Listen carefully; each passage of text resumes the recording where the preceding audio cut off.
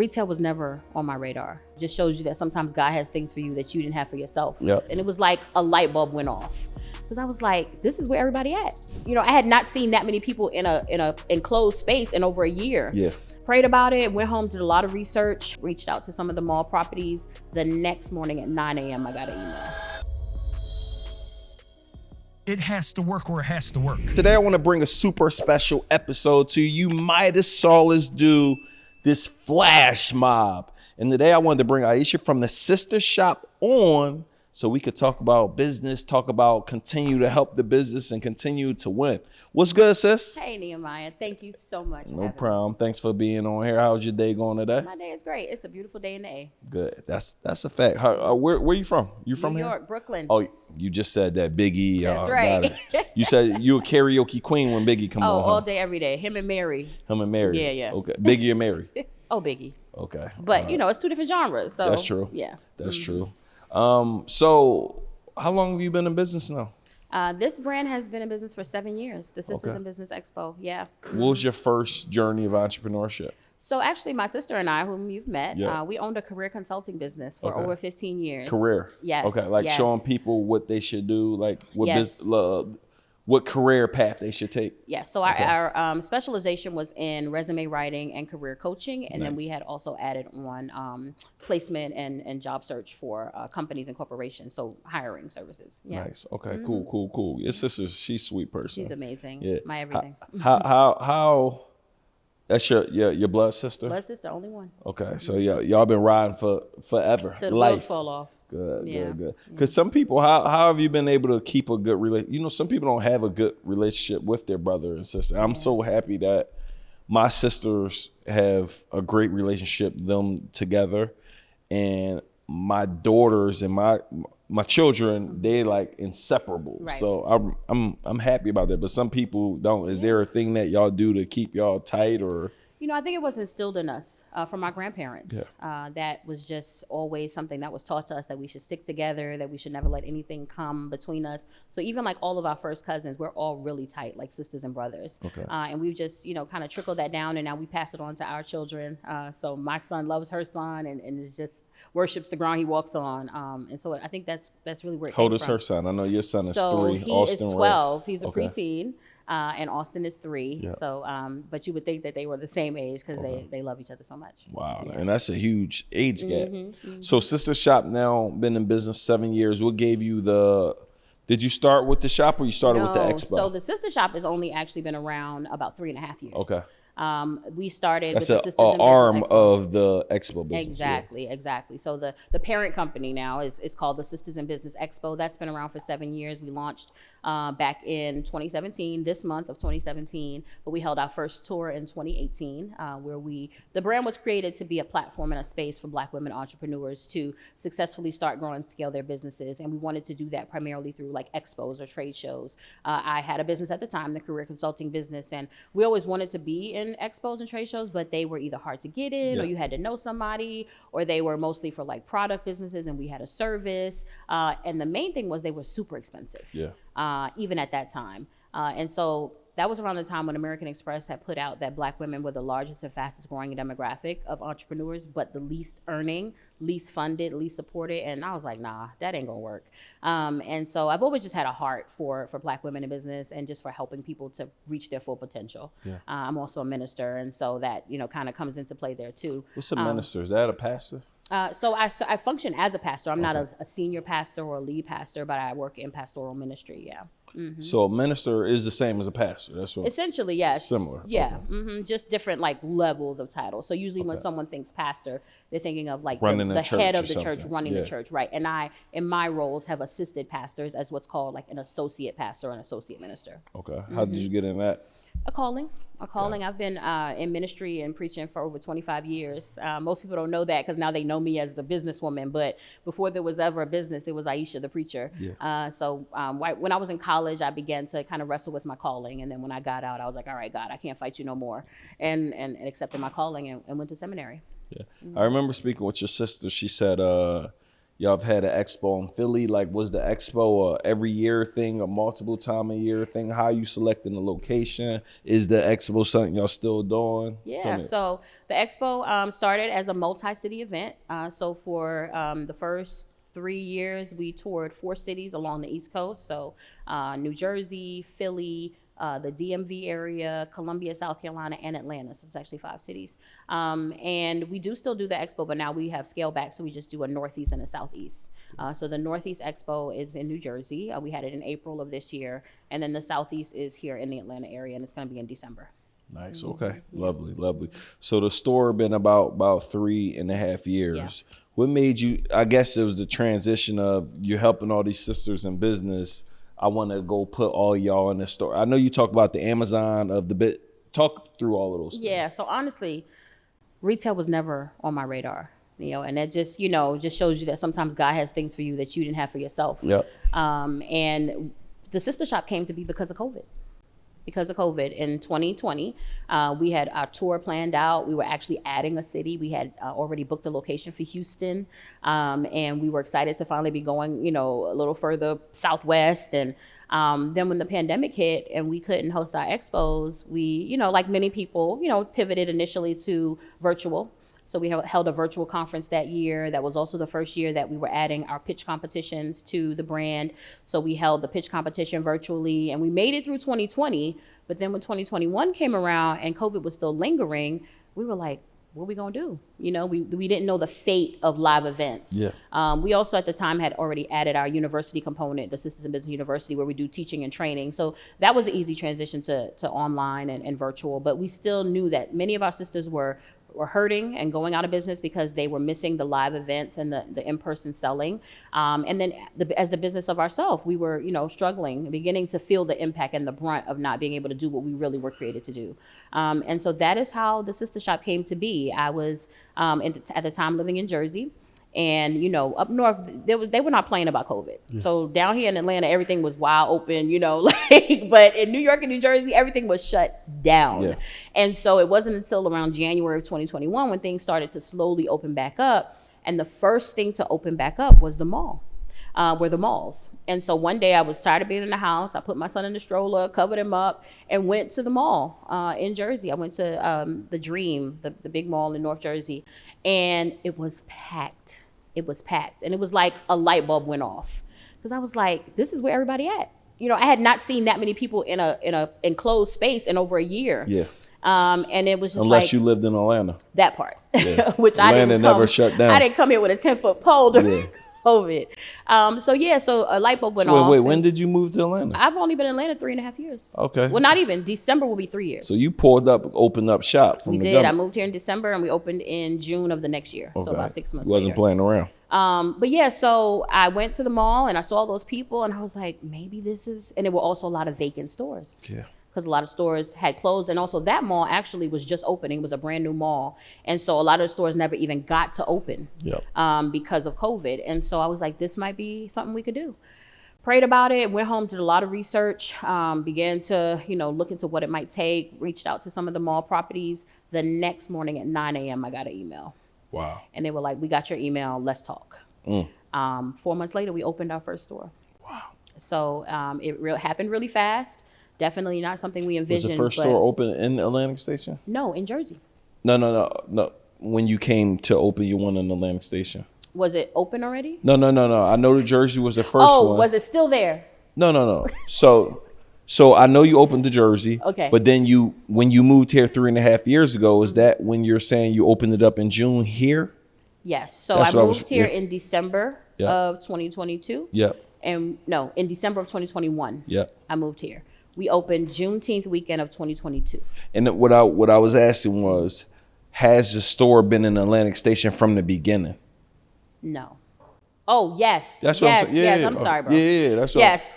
Got it, yeah. So that's the it one hasn't and done moved location. from, No, that's it what I was has trying not to moved. say. Yeah. Thank you. I'm sorry. So let me ask you, from the very beginning, I guess at that move, Atlantic Station is like a, I don't want to say Times Square. It's lit, meaning it's not like Edgewood. What made you say I'm gonna just go big? Because I feel like you went big from the very beginning, and you got a big store too. Probably crazy. You know, Okay. I can't even tell you I have a real justifiable reason. So, you know, we had in Jersey, we were in a mall, a more Yeah. traditional mall, Yeah. right? Like a regular So you mall. had a lot of foot traffic and stuff Exactly. like that. So I knew that was what I knew and what Yeah. I was familiar with. So my initial plan here was to look at malls. Yep. And so that's what I did. I reached out to all the malls here. None of them had space. None of them had space, or they claimed they didn't have space. Now, when I walked around, I saw a lot of vacant stores, but Yeah. you know, it was a different time. People had begun to already stop caring about Black businesses the way they did just a year ago. Yeah. But nevertheless, you know, I was looking for a We mall forget or stuff retail. fast. Oh yeah. Yeah. So I was looking for a mall or retail space, and I was familiar with Atlantic Station because my whole family's been living in Atlanta for over 25 years, close to 30 years, really, probably more than that. So I've been coming here for mad long. And my family would always go to Atlantic Station every Christmas to take pictures by the tree. So I knew Atlantic Station. I was familiar with it. We would go to the movies, you know. So, you know, talking to my sister, I was like, what you think about Atlantic Station? She was like, oh, yeah, you know, that's popping. You know, that would be a great location. And, you know, reached out, and the rest is history. So I don't think I knew what I was, you know, I never know what I'm getting myself into. You kind of just, you know, jump in. But I had a little experience doing retail, and I knew traditional mall. This, of course, is a little bit different. But when I saw the space, I was like, let's try it. Let's try it. Yeah, that's good. And went all in. All in. Yeah. So let me ask you. So, how many brands did you start with in the store? Because I know you got over 100 women-owned Yeah. brands. Is it just that heart of caring? Because you really said, I'm bringing all these women in here from the beginning. You got 100+ brands in the store now. Yeah. Yeah. So How many when you we started with? when we first opened the doors in Jersey, we had 45 brands. Wow. And that was only because we had to close it off to open. Yeah. Right. So we had a waiting list from the very beginning of over 100 who wanted to get in, but we were running out of time and we needed to kind of cut things off so we could actually open. So once we opened, you know, we took a little bit of time to kind of work out some kinks, and then we went back to the list, and now it was several hundred on the waiting list. So that's kind of how we've gotten to where we are. It's really just because there's been such a demand for it. And then obviously the space, we need to fill the space, right? So even the store in Big Jersey spot. How many was square pretty feet big. is that, like 2,500? 5,000. Oh yeah, that's big. Yeah, and the one in Jersey was the 5,000, same. Yeah. You know, they moved us one time in the Jersey Mall, so our initial store was about 5,000. When we moved to the second location, it was about 3,000. But yeah, they haven't been tiny spaces, and so you know, but we realized that what we were creating, there was a need for it because people were so interested in being a part of it. The response was so incredible, and so that's how we got there. That's good. So for you, I mean, I gotta commend you because fast forward to just how we actually met. I saw a vulnerable post online, and I know it could be challenging to share. And it's not you. I mean, I think there's a lot of people trying to figure it out right now, right? Trying to figure out how to make this business grow, how to make it evolve. And there's, again, I don't like to put limiting thoughts, but I know people aren't shopping like they once were. They're shopping, but you know, it's not like last year when that pandemic money or the year before when it was on and popping. So I saw that post online just saying that, you know, you guys needed some help. Like, what made you say I'm gonna be vulnerable and kind of share that? Because I know that's it's hard to do. It was really hard. Yeah. And it was like a final straw. Yeah. So I had tried everything else. Yeah. I had tried everything I could on my own with my own knowledge or Yeah. expertise. I had tried reaching out to Yeah. other people. You know, had applied for all types of grants and funding, and even got some, you know, bad loans, which Yeah. made it worse Yeah. and that kind of thing. But it was a final straw, and I really felt like I at least owed it to the sisters to try one more thing. Yeah. You know what I mean? I didn't want to go out and at least be able to say I tried everything. Yeah. And so that's, you know, I had to kind of suck it up and put my pride aside. And somebody told me your pride is going to get your doors closed. I know it was Pinky, but that was, you know, that was after the fact. But I learned that, you know, that you got to put your pride aside. Yeah. And so it was very hard. It was, Yeah, my pride, a lot of things, I'll just be, it is what it is. Right. I'll be standing on it. Yeah. And, You know, but honestly, Neo, is probably one of the best things I ever did. And again, it didn't happen overnight. Like even our encounter and the incredible thing you did for us. I know people probably think, oh, you know, she sent one message and this great thing happened. This was after, you know, probably a year and a half of reaching out to people trying to get help, you know, and or just trying to figure it out on my own. Yeah. So it was very difficult, but I'm glad I did it. And it's still difficult. Yeah. It's still difficult being vulnerable, and now people know your business to a degree. They think they know everything. 100%. You know, but you know, we're trying to figure it out. Hey, what's up, y'all? I had to stop the episode. Listen, if you saw what we did with the flash mob, right? We're going to start doing that every month. My goal to different businesses. But guess what? The Sistah Shop isn't out the woods yet. We want to keep adding more help. We want to keep providing more value. So if you got a resource that you could share with her, if you want to donate to the business, if you want to buy a product, go to thesistahshop.com right now and support. And also share out this episode. Let's get back to the episode. For anybody listening, so the Sistah Shop, amazing store in Atlantic Station where they house 100+ brands. And I saw this video. Was it a video or? No, I sent you a DM. You had You put sent your me a video DM. up. You didn't even There see we it go. till after. Yeah, there we go. That's what it was. So I did the thing in Philly and we helped this young lady. I'm in Atlanta, so I mobilized like 20 people to go to this candle store in Philly. And I was like, yo, we're going to go to this candle store and we're going to buy it out. We didn't have enough people to buy it out, but I think she ended up getting like $8,000 and someone did a logo, someone did a commercial, somebody did like something. So they got a lot of support. And I said, yo, I want to do this in Atlanta because I actually can pull up. I can help do it. So I randomly, and mind you, my rule, I post, don't DM me. So I happen to read your, people don't read. Right? I promise I didn't see that. So I happened to read your DM and I was like, well, 100+ stores. It's between you and a chef, a bakery. I did a bakery before and it only take a few people to buy because they're baking the goods. Like, they're bringing $500 worth of bakery goods in the day. It's like, it's just you in that very fast. So when I saw the idea, my goal is to sell out a store. When I saw the size of the store, I said, dang, this, I don't know if we go ahead. Yeah, as a tall, it was definitely a tall order. I'm like, dang, how are we going to do this? But we going to do what we could do. And had my mom call. I hit Jeter. I just made some calls just to be like, how's her character? Is she nice? Is she? Because for me, I want to do it for somebody that's nice, man. That's not just that's mean or. And I know some people have a bad day, but I want to get close to somebody who actually is also grateful for this because this could help anybody who could be grateful. So fast forward, I found you. I ended up saying, let's do it. Made a call to a few people and then just put it out on social media. I still don't know how you didn't see it, but outside of blocking you, I'm like, well, that's part of it. I was like, how the heck she didn't see this thing? So, and we ended up coming to the store. We get there, Maddie's outside. They're like, yo, did you call, make sure she's there? I'm like, nah. I forgot that part. I literally forgot that part. So it was another girl from TSP like, yo, she's not there. So me and David had to think on our feet. Let's go in there and call. And then you actually got there. How did that moment feel when you walked in? I still kind of replay it in my mind sometimes. Yeah. It was overwhelming, but in a great way. I couldn't believe it.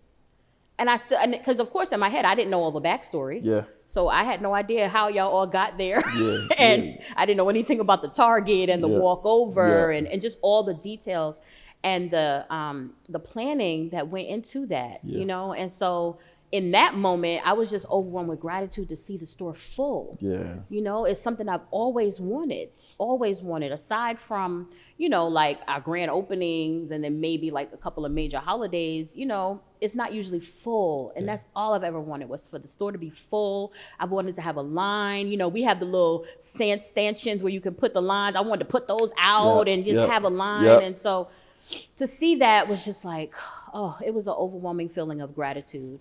And then once I learned more about how y'all did it, and I've told you this, I could never thank you enough. I could never thank y'all enough for letting God use you in that way, because that was nobody but God. Just love. I'm happy to hear it. What was the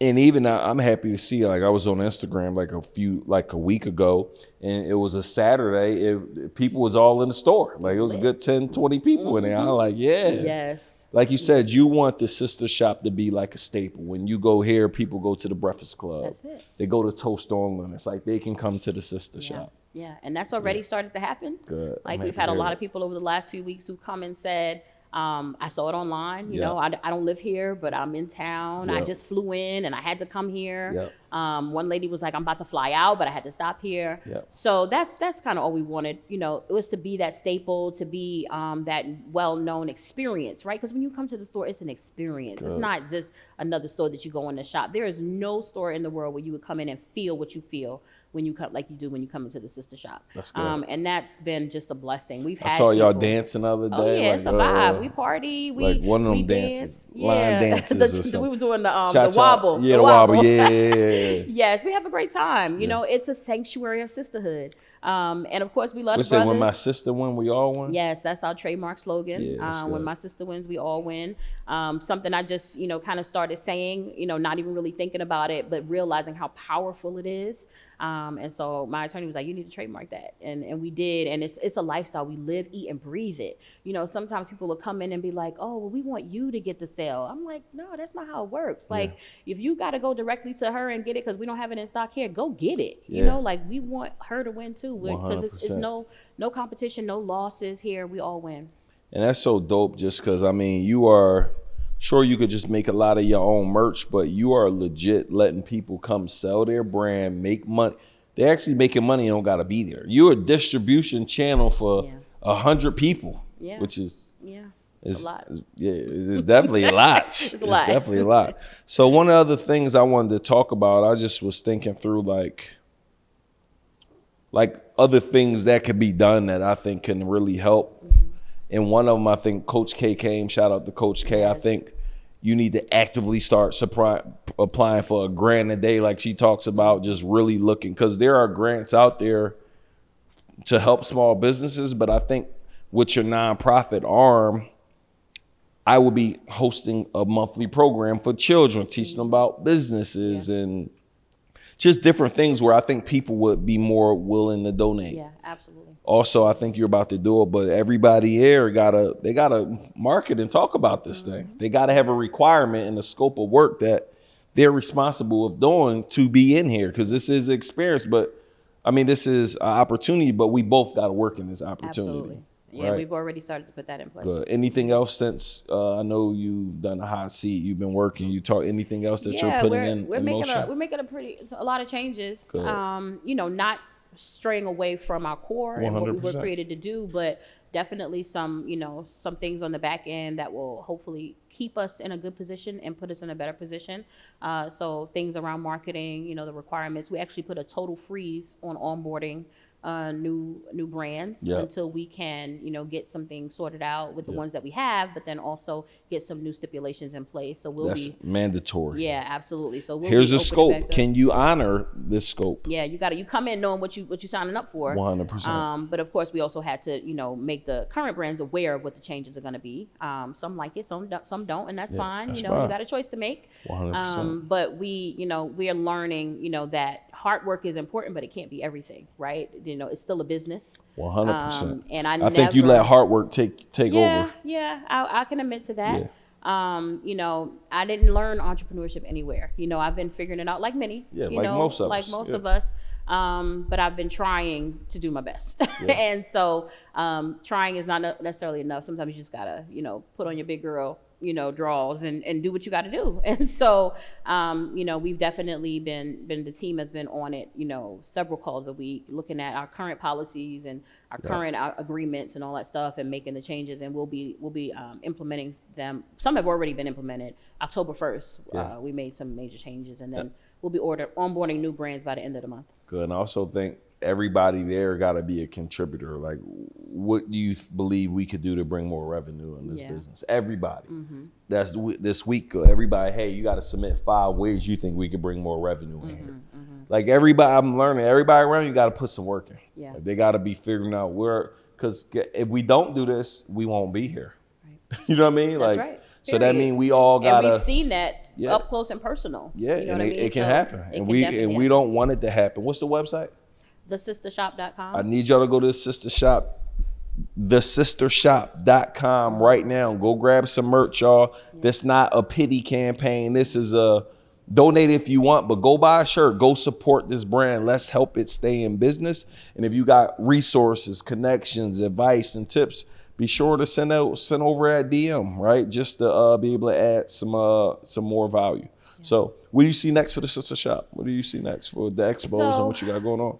So with the Sistah Shop, once we get, stable, and in a more comfortable position financially, I think at the very most, I would open up another location myself, maybe just one. We did close the New Jersey location earlier this year. The mall was trying to triple our rent. But you're going to stabilize this first. Yeah, we're not opening nothing else until we say I learned the hard way.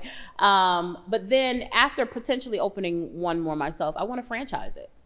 I'm not trying to do that hard work, but I want the brand to be all over the country because I think it's that important. And that's one of the main things that we hear when folks come into the stores. I wish we had this where I lived. Yeah. I wish we had this in Detroit. I wish we had this in LA, things like that. So that's what we, hope to see for the brand. And then also expanding our e-commerce side so that we really can be more like the Amazon. Because right now we can only hold what we can hold in the store. 100%. You know what I mean? But if we are able to have the capacity to hold thousands, and fulfill orders for thousands of Black women-owned brands, can you imagine the impact that would have? So we would love to see that happen. Yeah. For the Sisters in Business Expo, we are taking a look. We're taking a look. The live events are very expensive, but and so that they are very expensive. And as much as we have been doing them and loving them, we understand also that what's most important is the impact, right? So how can we still have this impact, but possibly on a smaller scale in more intimate settings and things like that? We had already began to test some of those out this past year with what we call our markets. So we've been doing like specialized markets at Atlantic Station in some of their vacant spaces. So we do holiday markets. We did a Black History Month market. We did a Women's History Month market. So we'll probably be doing more of those as opposed to the large scale trade shows that we've been doing. But we do have one coming up in December, and we're going to go out with a bang. Good. I'm super excited. But yeah, I just wanted you to come on, be able to share your vision, share what you got going on, and just spread more light on what you got going. I'm super excited to see the brand keep growing and getting better. And thank you for coming. Let them know where they could connect with you and how they could support you and tap in. Thank you. Thank you again for just having a heart for other entrepreneurs. No problem. And y'all can follow us online everywhere. The Sistah Shop ATL is our Instagram, and it's SISTAH, the Sistah Shop ATL. Sistah is spelled that way everywhere. We also have SIB Expo for the parent company, the Sisters in Business Expo. My personal brand page is SIB Founder, And then just, if you Google the Sistah Shop, it's going to come up. Sisters in Business will come up, and you can check out all of our social media pages.